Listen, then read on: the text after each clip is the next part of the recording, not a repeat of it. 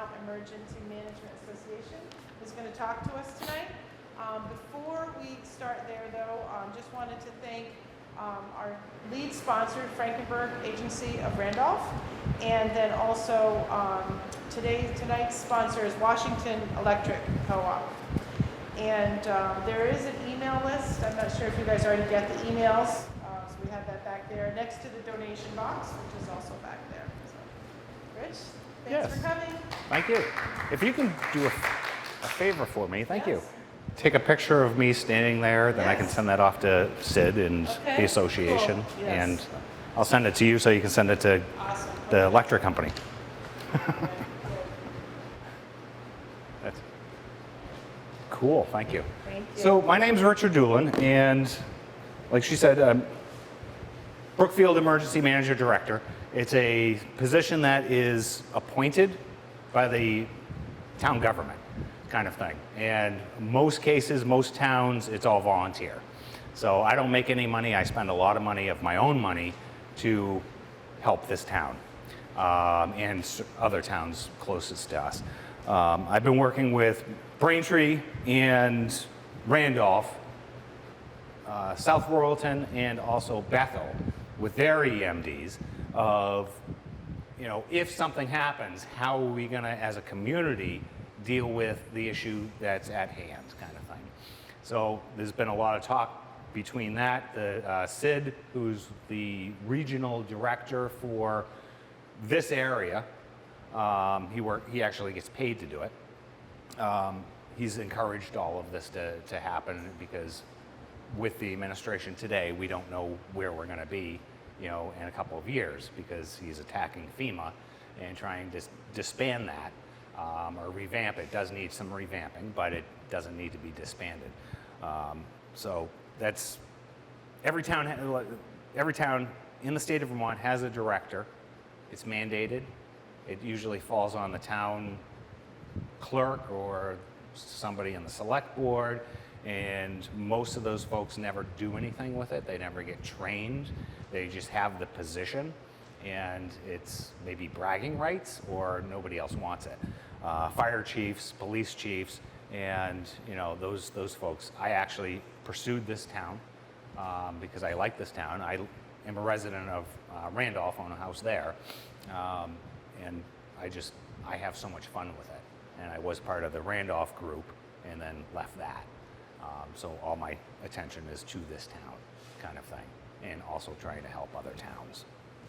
So that's a little bit of history.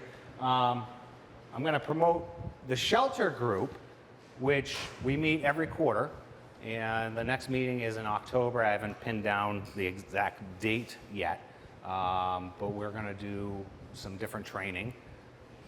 You're all welcome to join. We already have one member here of the shelter group, but you're welcome to join. Henry over there with a CD helmet. The CD, Civil Defense, was developed in 1952 or 1953. 1951, I'm wrong. 1951, and it was disbanded in 1953. And that turned into the CD, Civil Defense, turned into FEMA, all the different federal aspects that we have now. So it was just, you know, the emergency management person of the block in the city or of the town, the township was sort of pushed aside and then revamped into Vermont Emergency Management and New Hampshire Emergency Management and that kind of thing. So that was all disbanded back, you know, in the 50s. And that was during the Cold War. And the big thing, there's a couple of people in here that might remember this, but we were taught in school that if their air raid horn went on, that we were to hide under a desk. It's the Cold War. Nuclear is in play. It's not going to help you. You know, it was just made you feel better kind of thing. That's not what we do today. We don't try to make you feel better. We're honest with you. We tell you the way things are, the way things might go. So that's, you know, definitely a good thing. So what I'm going to start out with is what I've been doing all over the place with Rotary groups. I was down in White River Junction working with the EMDs in White River Junction and also Lebanon, because this facility, Bugbees, is a senior center, and they have both communities coming into that. So I was working on preparedness talks and all that other stuff that I was doing with them. So I'm going to use this basically the same thing. So we in Vermont, southbound, about where we are southbound, Vermont, New Hampshire, and Massachusetts, we're preparing for, the states are preparing for a major power outage during the winter. As you know, when we were kids, we had a bunch of snow. The average temperature here during the summer was 75. 80 was hot. 90 was really unheard of, except once in a blue moon. Now, this week, and we've had many weeks like this, today's been the best day. It's all been humid. It's been a lot of Canadian smoke coming down on us with the air quality and that issue. So our weather is changing. So we're looking at more power outages due to sleet and heavy snow. We're preparing for roof cave-ins on flat roofs. 5 to 7 days of no power. That's across the line downwards.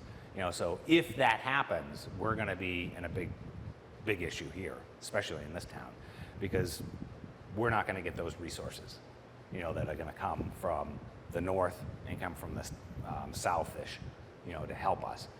Those are going to get eaten up by Burlington, Montpelier. Brookfield is sort of going to sit not in a good situation. So with knowing that and trying to get that information out to people, having food that can be heated up with maybe generator power, or you can eat it cold, 7 days. Have 7 days worth of stuff. You should have that now, between bottled water. And I'm not a fan of canned vegetables, but I have them. Tuna fish, different things that will stay and that can be used in the state of emergency, so you can shelter in place at your home. So that's a big thing that we're looking at, trying to promote to people, because opening a shelter, this town does not have any facility that will house a shelter. You have the elementary school, but that's not town property. That's owned by the OSSD. We don't own it. So to use that, you have to go through a lot of stuff to be able to do it. VTC is a great location. That's Red Cross certified. So we could use that if we needed it. But if we were to open a long-term shelter, people would be sent to Barry, to the auditorium. Because it's not ours. The OSSD. It doesn't belong to the town. It doesn't belong to the town. Now, I can open up a shelter in there. I have that agreement, but it's a verbal agreement. It's a gentleman's agreement. They've never signed any paperwork. I've been working on it for over a year, and it's stonewalled all the time. But we can use it if we had to, kind of thing. But my goal with the Brookfield Elementary School is have the Red Cross come in and certify it. Because my goal is, if I have to open a shelter, is I want to open it and I want to hand it off as quick as possible. Because the shelter group is about 30 strong, and during a state of emergency, you'll have maybe 5, 8 people that can come in. Why? Because they're in their own problems. Their roads are bad. They're having water problems, freezing pipes. They're having issues themselves. So, out of 30 people, which I need more volunteers, you'll have a couple of people that will be able to help out. So promoting people to self-shelter in a safe situation, but know when to leave, especially our aging population. Vermonters, New Hampshire people, we're all pretty hardy, and we like to stay where we are, in our own home. But we need to know when to leave, kind of thing, and abandon our home and go to a shelter kind of situation. So, knowing that and being able to do that is a couple different things. So, yes. I just wanted to say that it's a real statement of the work you're doing and just the community, that I think we started that shelter committee maybe 2 years ago. Yeah, 2 years And ago. we had like 4 people, Right. and we had 4 people. And we had 4 people. So And it's, now it's 30. now it's 30. Yeah. And the last meeting, there was, I want to say 12 people that attended. The meeting before that, there was 15 people that attended. And this next meeting in October, hopefully we'll have more people. But every meeting that we do, and in the quarterly, I'm trying to bring in something. Like the last meeting that we had Stop the Bleed and Narcan use. Because only thing I know about Narcan, or did know about Narcan, is what I see on TV. And it's not really reality. So we had an expert, a paramedic, teach us about that. And we had Vermont Emergency Management Association, Vermont Emergency Management teach the Stop the Bleed, certified people teaching those classes. So that was really cool, and unfortunately you weren't there. But relearning, because I've already trained in that, but just hands-on again and hearing it again, it's just phenomenal information. The next thing that went over very well with Bugbees down in White River Junction was a simple thing which aging population should have it, anybody on meds should have it, anybody should have it. You guys should have it, I should have it. I don't take any meds or anything like that. But basically, this is an inexpensive cooler, and it's a go bag. And this go bag would sit by your door or somewhere close to leaving. So if your smoke detector started going off and you woke up and, oh my God, the house is on fire, you grab the go bag. Or you're mandated by emergency management to leave your home because of ice storms. You grab the go bag and you have some stuff, because if you don't have time to think about what you need for medication or cash or whatever, that's there. So the things that promoting is, especially with the aging population, is an envelope with your phone numbers, your doctor information, and your med information. So all the meds that you're on, who's your doctor? Because even being 54 years old, if I leave with my go bag and something happens, you've got this information that you can say to the paramedic or whatever. Yeah, his name is Rich Doolin, his doctor is, so it's important to have that information, especially with the aging population. So get that word out to definitely the older folks. So having that information, having any meds that you need in the script bottles that they actually came in. So let's say we go into a state of emergency, you have to evacuate your house, you're going to be away from your house for 5 to 7 days, that you have a little bit of medication for that event, that you're not scurrying in your medicine cabinet, plus what you're on. So the EMT, paramedic, doctor can tell what you have or what you don't have. We're talking about a go bag. Having medication right by the door in a simple thing like a cooler or whatever. Medication, doctors, phone numbers, your kids, whoever, to contact if something happens. So having that information. And what I promoted in apartment buildings, so if you know of anybody in an apartment building, is your smoke detector fire alarm goes off. You go up to the door and you touch the door. Is it warm? Touch the doorknob. Is it warm? If it's really warm, there's probably a fire on the other side of it. So probably not a good idea to open it. But let's say it's cool. You open it just a little bit and look out to the hallway. It looks clear, there's no smoke, get out of the building. It's probably a false alarm, but get out of the building, because if it isn't a false alarm, you could die. So just get out of the building, grab your go bag. Let's say you open the door and there's a bunch of smoke and you can't exit your building. Close that door, go to the furthest bedroom with a window, close that door, stuff it with dirty clothes or whatever, go to the window, open the window, and throw some pillows out the window, especially if you're on the second, third floor. Pillows, what are you going to do? Jump? No, don't jump. So you're going to throw the pillows out. So once you did that, I had a roll of paper towels the last time I used it. You throw the pillow out, the fire department shows up to your home, and all fire departments do this. If this is the building, the structure, the footprint, you're going to have a firefighter over here looking to either side. You're going to have one over there looking to either side. You're going to have other firefighters running hoses. So I, as a firefighter, which I'm not, I see the pillow on the ground. I'm going to go, oh, shit, there's something happening. Because that's not normal to have a pillow on the ground.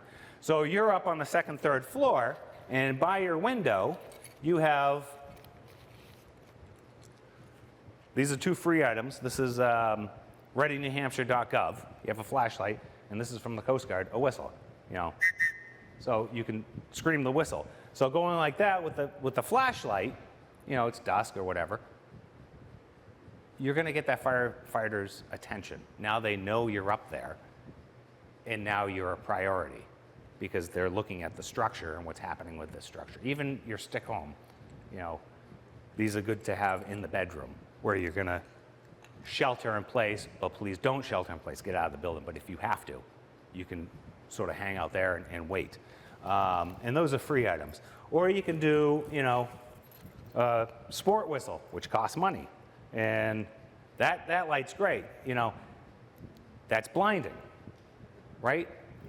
But as a firefighter down on the ground, you're not going to get upset. You're going to be like, oh, there's somebody up there. Thank you for letting us know, you know, because there's smoke coming out of the building. So that's something to have by the window. Back to the go bag. Your medication, your doctor information, your phone numbers, some cash. You know, there's $16 here. That's not going to do you any good. You need more than that, you know, stuck in that bag. A little bit of first aid, you know, because trying to get out of the building, I might get hurt, and I need to, you know, patch myself up. Or in an apartment building, you might be coming out of the building, or you might be coming out of the building and get hurt.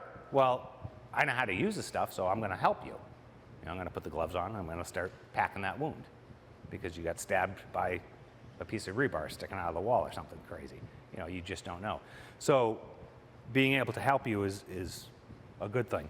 So just those items in that bag, not that you want to tell, you know, your dishonest nephew that you got $200 sitting in that bag by the door, you know, that's for you to know. So that's set up by the door, ready to go, and you can grab it. And you can use anything you want. That's a $6 cooler. It's cheap.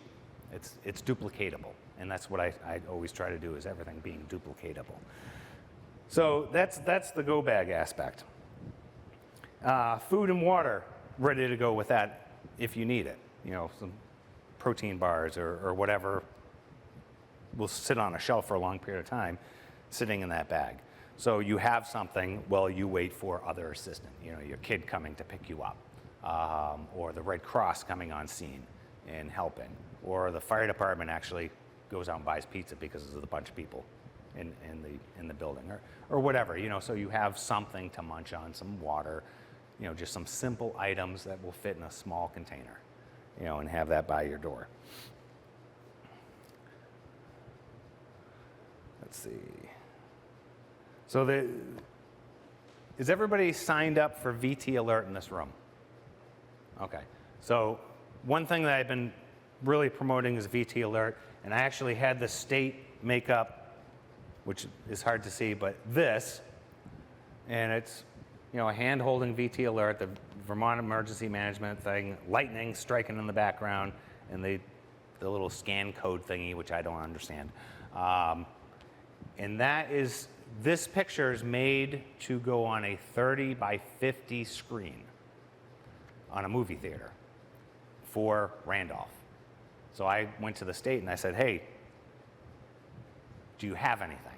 And they actually developed this for me. So that's over at the movie theater. Hopefully they put it on the big screen, to help people be alert of what's happening, kind of thing. Is everybody familiar with CARE? Okay, that's an organization that will help our aging population or our not well population.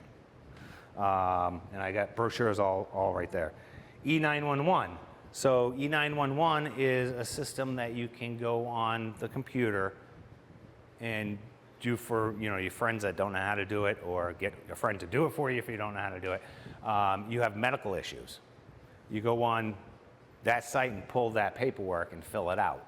And that information is stored, so if something happens at your house, that should be sent over to the responding EMTs, paramedics. So that's really neat. In this area, we have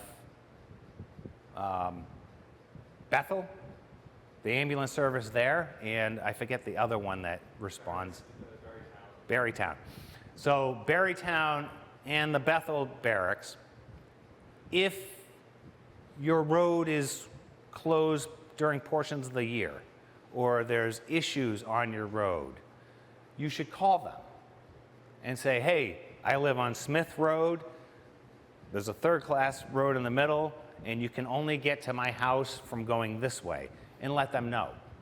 They're gonna put it literally on a whiteboard in the office, old school, and then that's gonna be up there. So if I'm working as an EMT paramedic, I'm gonna look at the whiteboard and see Smith Road.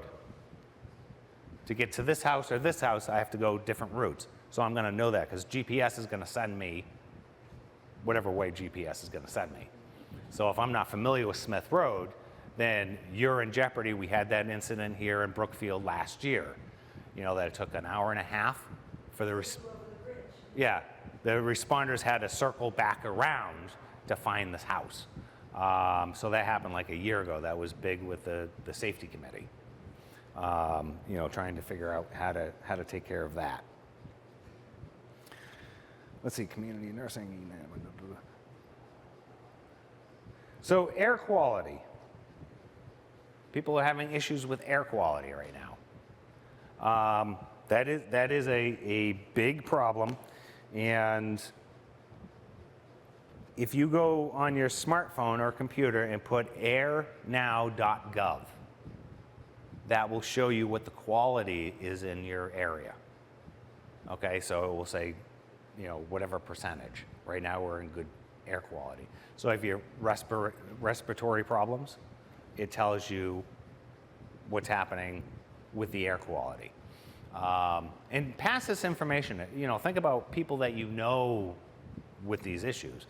Get people to sign up for VT Alert. Get them to, be alert about what's happening. The airnow.gov is a great site to go on, and you can see what the air quality. If you have respiratory problems, air quality is bad, what can you do? Well, keep your windows closed. Get an air conditioner. Now, a lot of older folks say, well, I don't need an air conditioner. I've never had one. Well, back to earlier, when we were kids, the snow was this deep all the time. That's not true anymore. Our summers were 75 at the warmest at most cases here in Vermont. That's not true anymore. Look at this past week. Look at what we've been dealing with all summer. The weather is changing, so we need to change. So just keep that in mind and check those different sites out. My phone number is actually on the little card over there with the shelter, and also on the town bulletin board outside. So where it says, I think they have a yellow one up there.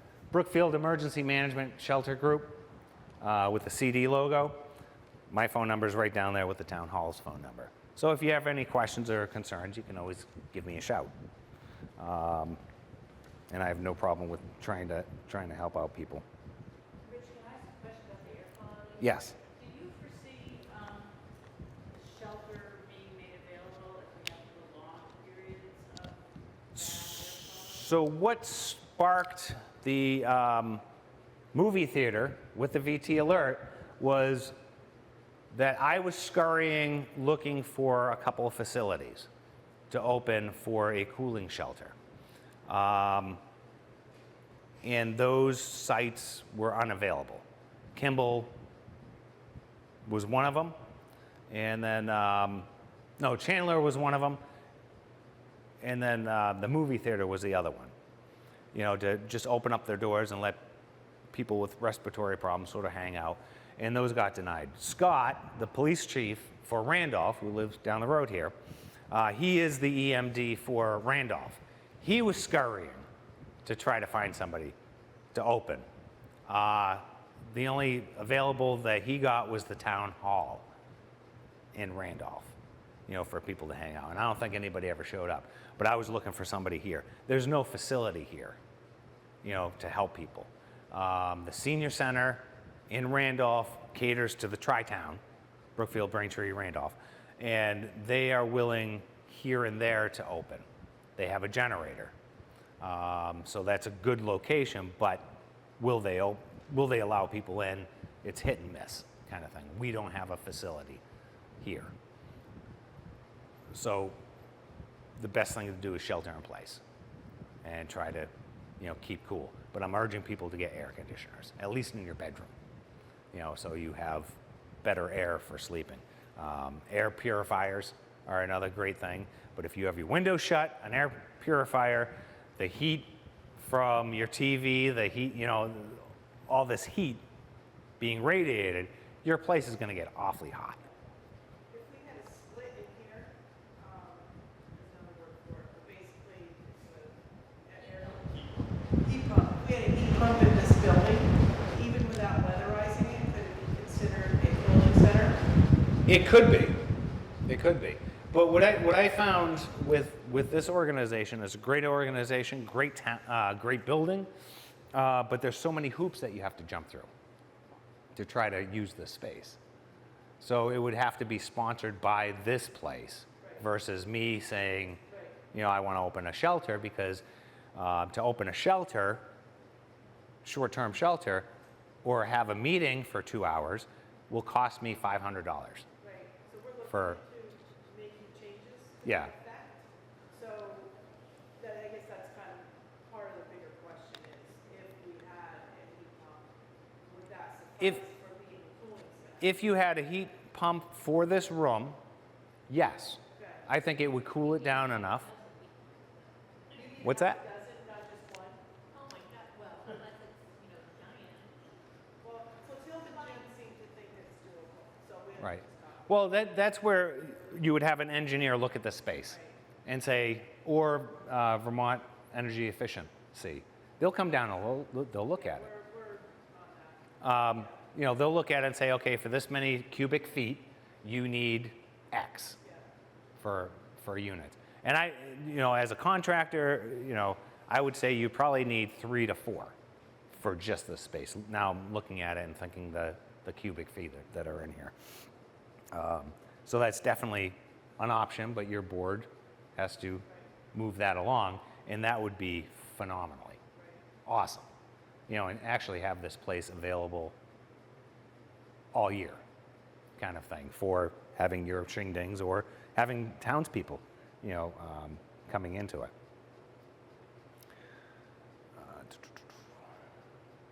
Okay, so now I'm going back onto my notes here. So what the shelter group is doing is, right now, like I said earlier, I don't know if I said it to a bunch of people, but I'm the emergency manager director. As the emergency manager director, having a shelter is part of our LEMP program, and that gets turned into FEMA and the state and all. So having shelters available, I need people to volunteer, and I need a way of doing that. I've spent out of my own pocket monies for shelter kits, 5 to 20 people, to feed them at a one-shot deal. That's a lunch and a dinner.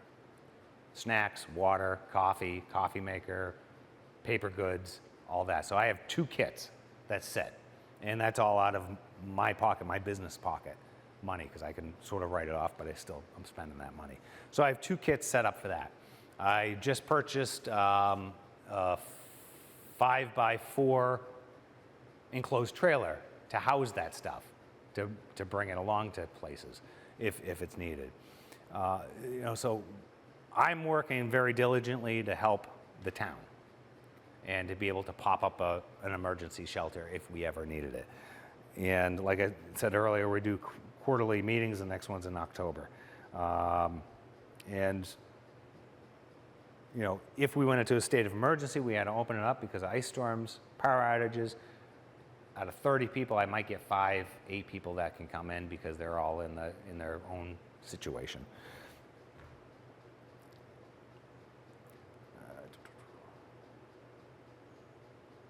Let's see. So any questions so far? So, your shelters would require also generators. Yes. Yeah, a good shelter location is a generator, palatable water, and bathrooms. What I've been trying to do is using all of Red Cross's information, because like I said earlier, that if I ever opened up a shelter, I want to be able to take all the paperwork and hand it to the Red Cross and walk away. And now it's theirs. I have no interest in being in there for a week. I have the only interest in the short term, which is 1 to 2 days. And then have the Red Cross take it over, or send you to Barry, or send you down to Lebanon. I have an agreement with Lebanon, with their shelter group, of if we were in a major issue, what I need to do to send people from this town there. Because Lebanon has a lot more resources, obviously, than we have. We have no resources. We have no stores. We have no public buildings. We have nothing, which is alarming, but it is the way that it is. Rich, one of the things I noticed in the Brookfield Safety Committee Yeah. message for the month or week that was just out in Front Porch Forum is they're encouraging people to do what we had talked about, which is develop neighborhood support groups. Right. So that just within a reasonable number of houses, you wouldn't have to rely on some of these bigger picture Right. things that might not work because roads might be. Yeah, you never know. So they're encouraging people to get in touch with their Right. neighbors. Neighbors, That are right yep. around them and figure So I brought that forward over a year ago to the select board. out- And I brought that concept up. And the concept is, and I'm glad somebody jumped up and they're sort of promoting it, is, so I live in Brookfield, and that's my house over there, and I've got a generator. Cool. I got the lights on, and that's it. I'll get the heat on. But I got enough food for 3 days. But you two are roommates or whatever, and you've stockpiled some food, but you're in the dark. You know, come on over to my house and stay warm and etc. Bring some food. And these folks over here, they got dribs and drabs. He was mowing his lawn every week. There we go. So we're going to pick on that. So this gentleman is just crazy about keeping his lawn like mowed perfectly, and he's got stockpile of gasoline, and he's got some great rum. So he comes over to my house. They got food. I got heat. You got fuel to put into the generator. So doing that and building a sort of a network in your community, in your area, friends, family within the area, and just basically watching out. So my next door neighbor, literally, is 83 years old. Her family lives in Randolph as well, and she's fine. But at 83 years old, I'm constantly looking out the window, making sure that the light goes on at 5:30 in the morning, because that's when she gets up. And she knows I do this. And if I don't see the light on, I'm going to go knock on her door to see if she's okay. You know, so making sure that she's okay, being my neighbor. My across the street neighbor has an apartment building, and we're friends and we talk. The guy diagonally across is crazy. He's got like 4 generators, and he buys stuff because he's like, oh, that's a good deal. I can use that. So, I know he's got those, and he knows I know, and he knows what I do. So it's a network within my own little community that we can sort of feed off of each other and help each other, and we talk, and we're friends. And then directly next to me is an apartment building. Yeah, they're good. They're gonna, go somewhere else. Well, I don't like any of them. But if they were in distress, if we were in a panic situation, I would go bang on their door because that's who I am, and I would offer services and try to help them, continue forward. But I just don't have a relationship with them. So, but I do have relationships with people all through Randolph and through this area, and my big thing is trying to help out people. Our shelter group has done vulnerable population training. We've done Stop the Bleed. We've done Narcan. The next thing that we're going to end up doing is a mock shelter opening so we can see how it works. So just before the meeting, I'll call different people up and say, okay, so your house just floated away when you come to the meeting, or your roof just caved in, and give a story, and we're going to check you in, and so we're familiar with what's happening. My goal is never to open a shelter, but we might have to. I'm hoping we never get to that point, that we can take care of ourselves, and then things will go back to normal. I think that's pretty much everything that I have that I was prepared to talk about. Can I ask you mentioned the Sure. major scenario that they're planning for is major power outage. Yeah. Are there any other scenarios that they have which they also consider? I mean, maybe not as likely as a power outage? So in emergency management, like the big conference is happening beginning of next month, and the place is booked. I mean, we're using the Killington Resort, and there's no room for anybody else. I mean, we've taken over the whole thing. In emergency management, we plan for one thing, one big thing that's probably most likely to happen. So we're planning for the major power outage during an ice storm. Great. So a tornado comes in and wipes out a bunch of towns. Well, we're going to have power outages. We're going to have destroyed buildings, just like the ice storm. All of that stuff, we can take that information and those resources and resource them for that incident. So you plan for a couple of major issues, and then you've already done the exercise. You already have it on hand. So now you can pull from it and use that. Randolph has, through the course of many years, have had major fires. The whole downtown has been basically wiped out from my understanding. So knowing that they have fire problems, I would hope Randolph has a plan for that. But then that plan for the major fire for that block that gets wiped out can be used for a power outage. Or you can make things work and work them together, kind of thing. Does that answer? It does, thank you. Okay. So yeah, basically we're a bunch of crazed lunatics that we plan for the worst, hope for the best, and we can revamp. Back to the safety committee saying communities. So I went to the select board, and myself and my wife, we enjoy zombie shows and zombie movies, right? And we're always like, oh, that'd be great to kill a zombie. It's just, obviously out of fun, because I don't think that would ever happen.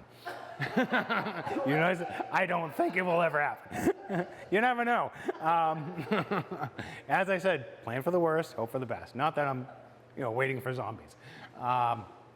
But so all of that, and you look at those TV shows, and you look at these doom and gloom movie shows. Well, my grandfather, back in the 70s, we were watching Star Trek. you know, flips the thing open and beam me up, Scotty. And he says, we're going to have things like that. You watch. Because if they can dream it up on TV, they're already working on it. And then the bag phone came in. And then the big walkie-talkie phone came in. And now look at us. We had the flip phones. Now we have these. So his thought was, back in the 70s, that if it's on TV, there's probably some truth to it. So back to the zombie stuff and the doom and gloom stuff.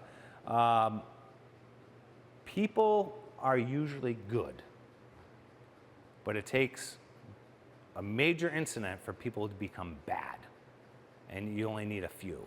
And back to the thought process, would we get resources coming in from, you know, wherever to help us? Probably not. People are going to revert back to the zombie show and start looting said resources. You know, so you got to plan on that. You got to think about that. Will it happen? I hope to God not. I hope to God if we went into a situation like that, that people would be respectful and et cetera.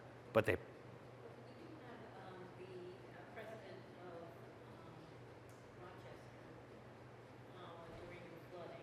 Yeah. And they did get together. I mean, the person who had the freezer full of food fed the town, and right. people from Bethel went over the ravine and whatever in ATVs and Correct. and things like that. Correct. So, but that's because we're becoming friends, right? We're getting to know our neighbors. We're getting, and we have compassion. And that's what we need to make sure that we keep, is that compassion and that friendship of getting to know people and wanting to help, you know, and that will continue forward. But you'll always have those nutballs out there that are, you know, survivalists. Not that that's a bad thing, but, you know, in a negative way, you know, that will take from somebody. You know, so we've got to be aware of that could happen, kind of thing. So I had mentioned that to the whole zombie thing, to the select board, plus, you know, that our neighbors helping out each other, sheltering in place, because all of this is likely going to happen. You know, Green Mountain Power has been out very diligently. I don't know what Washington Electric's doing, but Green Mountain Power has been out replacing all of these major cables for power, that a tree can drop on it and the tree will bounce, no matter how big the tree is. So, however they're wrapping those electric lines with reinforcement cables, there's going to be less likelihood that Green Mountain Power is going to have major power outages, and they're putting a lot of money into it. What's that? I heard that they want to bury a lot of their lines. Correct. And that costs a lot of money. And it's time consuming. And there's a lot of stone fences, ledge, and all that stuff in our area. So I think Brookfield, Braintree, and the outer parts of Randolph, not in the village, but the outer parts of Randolph, probably won't have many buried lines. Because being in construction, there's more times than not I'm trying to dig and I'm running into some major rocks kind of thing. It's not easy dirt. And then a lot of people tell me that, yeah, my house sits on ledge, you know, and you're not digging down any further than 3 feet kind of thing. So there's a lot of that issue. It's a great idea, and they're probably going to be able to do it, but it's going to take some time.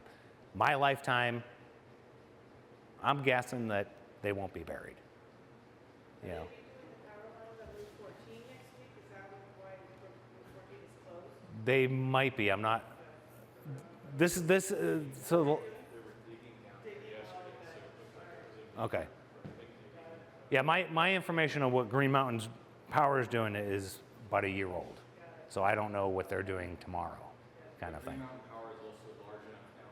So, for instance, in Northfield, the situation with power outages is much better because Green Mountain Power purchased the technology they need to be able to switch power from a number of different sources. And so now, if it goes out in Northfield, they can actually reroute power from Maverick Valley over. So Northfield has fewer outages now. Cool. Because the Green Mountain Power has invested, I think that's just because they're big enough now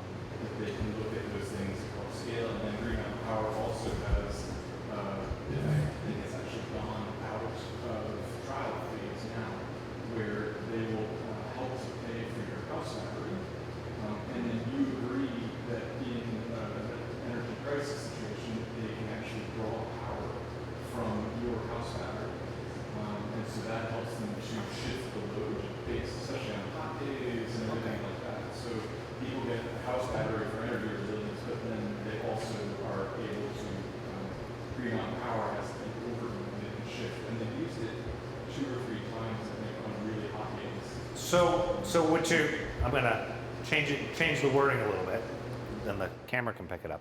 So what you're saying is Green Mountain Power has bought the technology, has the technology, is big enough now to be able to put these battery solar systems at different locations. You know, you buy this system, you put it in.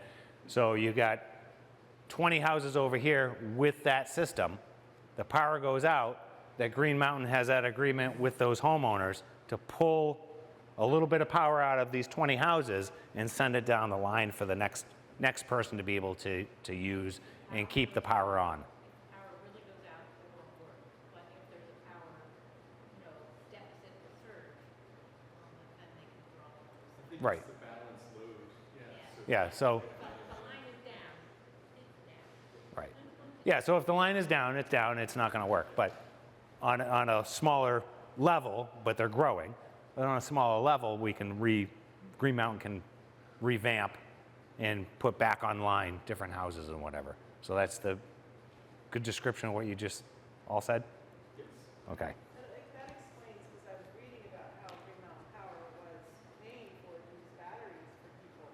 And I couldn't understand the reason. Like, how could they do that? How could they afford to have to justify it? Will you just explain why? Well, Because yeah. they're going to be able to use it for the betterment of all of their power needs, all of the residents' power needs. So that's fascinating. But what they If said is they they, can draw from battery power, they don't have to buy power from. Right, so they can pull it instead of buying it from somebody else, yeah.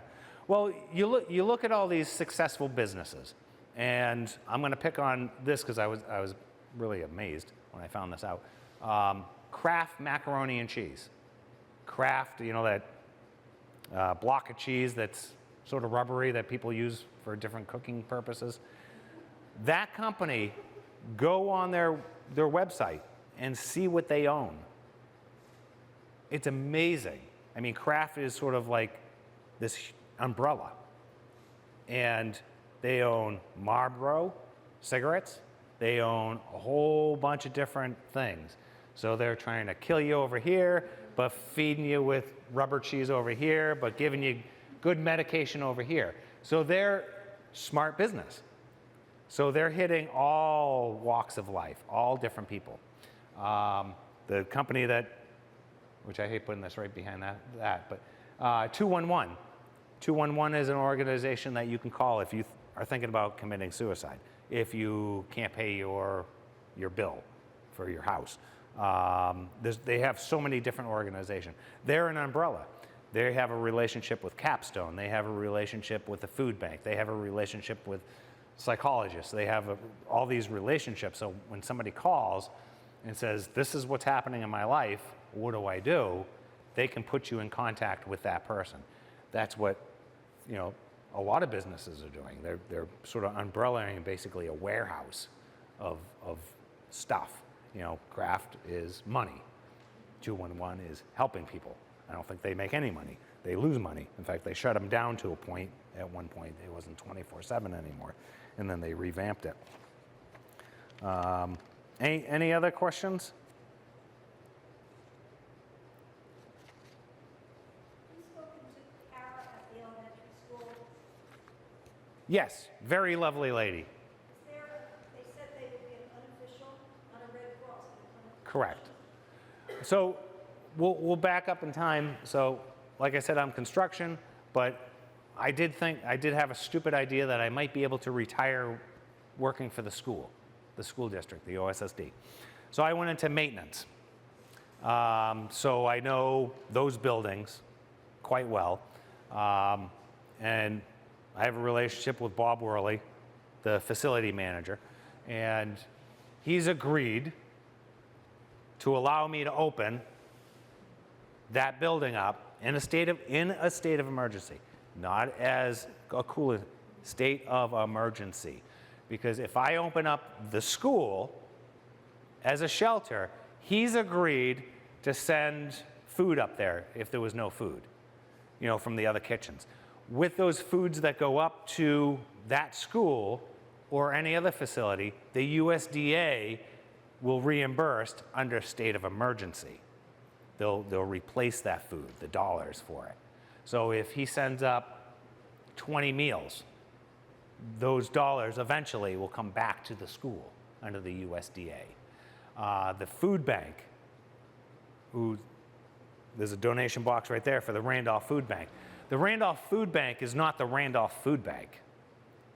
It's in Randolph. It's being ran by Randolphians and Brookfield people and et cetera. But it's actually the Vermont Food Bank. That's who powers it. And anything that they do has to be approved by the Vermont Food Bank. So I have the agreement with Vermont Food Bank to pull food. And I have a requirement that I need to do certain things to pull said food if we ever had to open a shelter and I needed more food. So I mean, there's different things, but they get reimbursed by the USDA under a state of emergency. But that's the key word, state of emergency. If there's no state of emergency, there's no resources kind of thing. Any more things? It's funny that you said the zombie thing, because wherever we live, they've always said, okay, if there's a zombie apocalypse, what neighbor are we gonna go call on that's most capable? And we always would identify that one neighbor that we know that was gonna be the most helpful in a zombie apocalypse. Right. Which really does apply to any kind of emergency where you need someone who is, capable and, Right. strong and, Yep. So on the zombie thing, so that thought process is great. Why? Because that gets you thinking. So, it's not going to happen, but it gets you thinking. It gets you problem solving with, oh my God, this could happen. But let's take those problem solving and think, it's 3 o'clock in the morning, my smoke detectors are going off. I smell smoke. My house is on fire. I'm not a firefighter. I have fire extinguishers all over the place. I got one in my truck. I got one in my job trailer. I got one in the EMU, which is the emergency management unit for the shelter stuff. I got one in there. I got one in my barn. I got one upstairs in the area that we don't use. I got one by the pellet stove. I got one by the... So I got a bunch of them. But I'm not a firefighter. My job with a fire extinguisher is not to put the fire out. What a fire extinguisher is good for, which I don't see one laying around here, which is interesting. The fire extinguisher is to open up that, this place is full of fire, to spray this down to get out the window. That's what the fire extinguisher is good for. You're not going to put out a fire. Kitchen fire. It's good for that. Your stove catches on fire, you can use it on that. Or those blankets, which in the aging population, we don't recommend those blankets because they're unsteady on their feet and they could fall into the fire. What we promote with the elderly is you catch your stove on fire, you try the fire extinguisher or try to cap it with a lid, it doesn't go out. Get out of the house, call 911. Pull the pull stations when you see them, in an apartment building. Get out, close the door, seal that fire. So all, emergency management from, doom and gloom, power outages to simple things like fires. The thought process of, what will we do if zombies happen? It gets you thinking, and that's what we need to do as a community is get thinking on what we will do during an issue, whether it's an apartment building burning to major power outages. How can I help you? Fred over here, or we'll pick on Henry. Henry's got 5 kids, wife, his house burns down. Holy shit, 5 kids, a wife. Oh, well, I can help out Henry and 2 of the kids, and maybe you can help out the wife and 3 of the kids. So when we're neighbors, and we bring them, so you guys sleep here, you guys sleep there, and let's help you get rebuilt, help you get back on your feet. on what you're going to do next. That's what we need to start doing as a community. You know, major power outages, big fires, different floods. You know, the folks down here that their house was going to float away back 2 years ago. I was called in for that, you know, because somebody was going to assault one of the firefighters. So I calmed that situation down, got them situated, checked in with them, and other people that live in this community that lost stuff. I was constantly going, hey, so how's it going? Did you call FEMA? Did you get it? Because that helps you, because you got all the shit happening around you. So did you call FEMA yet? Okay, who's your insurance company? Did you get a hold of them? No, I haven't. All right, where's that phone number? Let's call them. You know, let's get the ball rolling. Hey, you told me your son is a construction dude with a big company. Have you called him to see if he can come down to try to get your? Okay, good. Oh, hey, do you need anything? You know, I don't have a bunch of money, but I got some soup.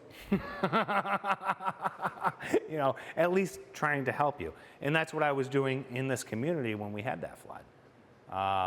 The people that got flooded out their basements. I got a call from the state that Amazon, which was really cool, Amazon was donating a crap load to Vermonters, a crap load of fans and dehumidifiers. I got the call in from the state, hey, what do you need? Oh my God, I'll take, blah, blah, blah, blah, blah, blah. When? Are you gonna, do I come get them or are you? No, Army National Guard's bringing them down. And I said, way cool. What time? Okay, and I didn't realize that they were sending like a big honking truck, so I sent them over to the town office here, and I was gonna meet them. And they couldn't get the truck up there, so they went to the town barn here in town. So I got all those units. We offloaded them, myself, Stuart, and I'm forgetting people because it was so long ago, Kevin Wheatley, some of the firefighters, and we offloaded them and put them in the town shed where they have the trucks. And I said to Kevin, I said, can you get these out like now? And he says, yeah, we can do that. He called in some of the firefighters. They loaded them all in their pickup trucks. Since they pumped out the basements during the flood, they knew who needed them the most. So they went out and delivered all these fans and dehumidifiers. And I think there was like 1 or 2 left on hand that I think I told somebody from Randolph to call and go get it, kind of thing. But that's, you know, something that we do. You know, it's, hey, this is needed. Amazon was way cool and donated, I don't know how many. I mean, it took the Army National Guard, Vermont Army National Guard, to get those out to the communities. And, you know, just being on top of. I'm surprised there wasn't more press about that, because Amazon doesn't do things, obviously, just out of the kindness of their heart. They do it for marketing. I never heard anything about it. Of course you didn't. No. It was, well, it's one of those things that you can do. I do a lot of stuff, and I tell certain people that, you know, this is what I'm doing, but most townspeople don't know what I'm doing. They don't even know I exist. Amazon should have somehow put a press release or something, but They wanted, hey, this is what we're doing. We got warehouses full of them. We're putting them on planes and shipping it out to you. I mean, it was a huge, huge exercise. And it only took them from the promised date, I think it was 4 days. And they had it here in our town and over in Randolph and so forth. You know, but every EMD, emergency manager director, had to approve it. So there's towns out there that their EMD is not active. They didn't get nothing because they were like, they don't check their emails. They're not on top of it. I'm a crazed lunatic, as you can sort of see. Any more comments, questions? you may not know the answer to this, but so we have now a fire alarm in our house that is called Central Station.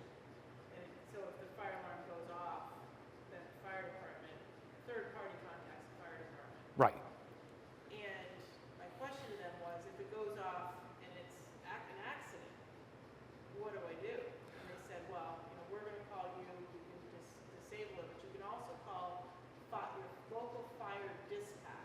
Right. I have no idea who that is. So your local fire dispatch, unfortunately, what you would have to do is call 911. Okay, that's what I was wondering. Because it gets routed, rerouted. Barry Town, I believe, sends it out. But the best thing to do is call, unfortunately, 911 and automatically say, this is not an emergency. Yeah, but I guess the question really is we don't really have a local dispatch. No. 911 is the No, dispatch. Vermont's very strange Yeah. the way they do it. So on 911 calls, when you call 911 in an emergency, don't sit there and say, hi, my name is Rich Doolin and I'm at 28 School Street, Randolph. Somebody just dropped of a heart attack. My name is Richard Doolin, because once I say 28 School Street, see, I just told you all where I live. They're plugging, oh yeah, you should probably delete that. Holy goodness gracious.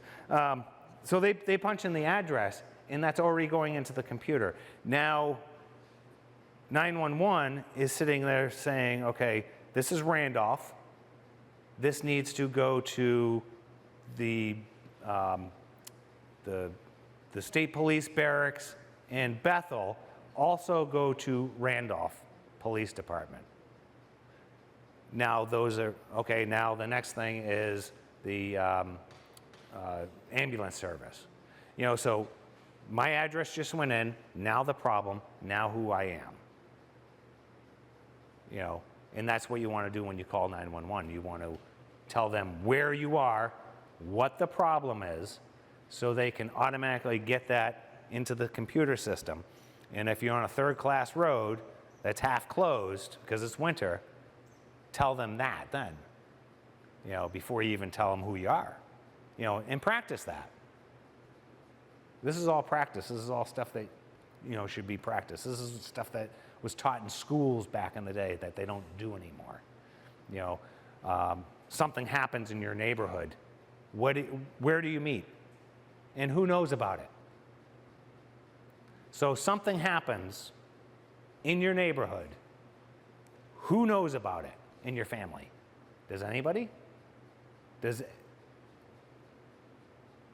they know where you're going to go? That's what you got to have. You got to have a plan.